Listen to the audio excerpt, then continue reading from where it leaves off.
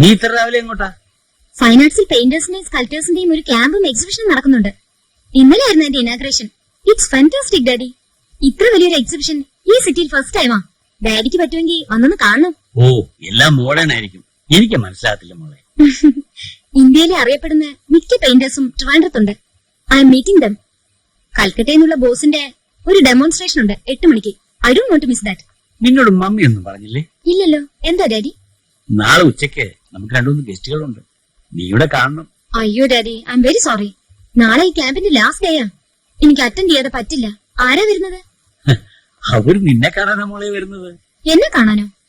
Daddy എന്തിനാ ഇത്തരം കാര്യങ്ങളൊക്കെ എന്നോട് ആലോചിക്കാതെ ഫിക്സ് ചെയ്യുന്നത്? ഇത് ഇന്നലെ പെട്ടെന്ന് വന്നൊരു കാര്യമാ മോളെ. ഈ ചെറുക്കന് മദ്രാസി ബാങ്ക് ജോലിയാ. 3 ദിവസം അവധിക്ക് ഇന്ന് വരത്തേ ഉള്ളൂ. മറ്റന്നാ പോകാൻ വേണം. അതുകൊണ്ടല്ലേ. നാളെ വേണ്ട ഡാഡി.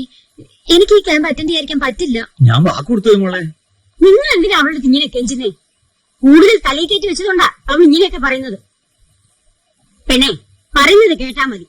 നാളെ ഇവിടുന്ന് എങ്ങും പോകണ്ട. ഒരു നല്ല കാര്യം വന്നപ്പോഴാ അവളുടെ ഒരു ക്യാമ്പ്. എനിക്ക് ആരെയും കാണണ്ട.